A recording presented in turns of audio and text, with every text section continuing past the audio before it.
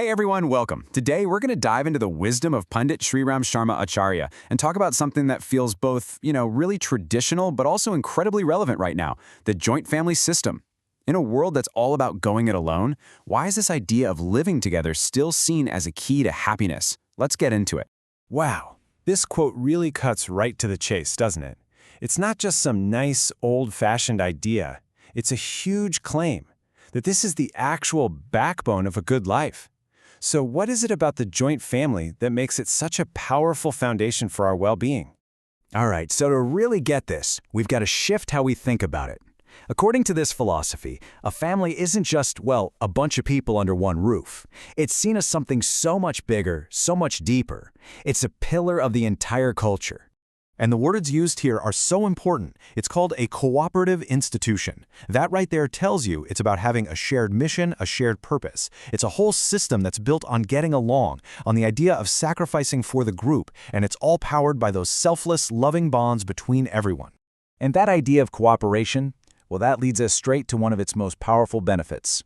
In our world today, so many people feel kind of lonely, kind of isolated.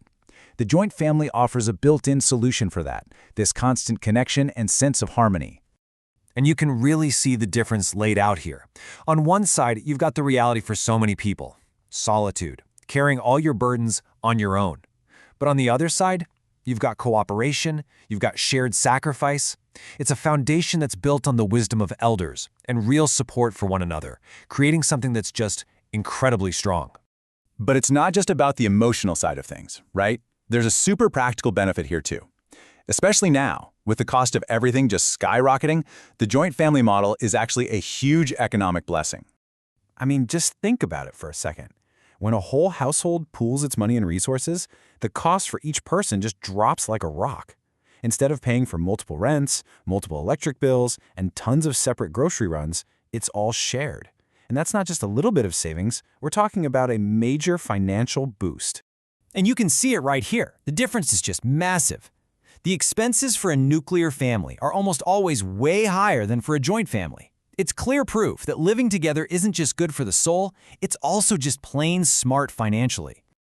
Okay, let's just pause for a second. I want you to really think about this question. When things get tough, really tough, like an illness or a sudden problem, who is your go-to? Who do you call? That question right there, that's where the joint family's real power shines through.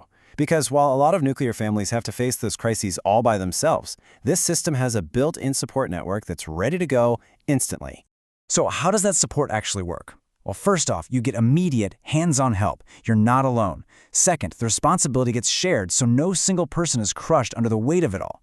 And third, you have the guidance of your elders, giving you that stability and wisdom when you need it most. Basically, every single person becomes a pillar of support for everyone else. And this has a massive impact on the next generation. For the kids, values aren't just something they're told about. They see them in action every single day. Wisdom isn't just in a book. It's passed down through conversations, through stories, with grandparents and uncles and aunts, all playing this huge, loving role in raising them.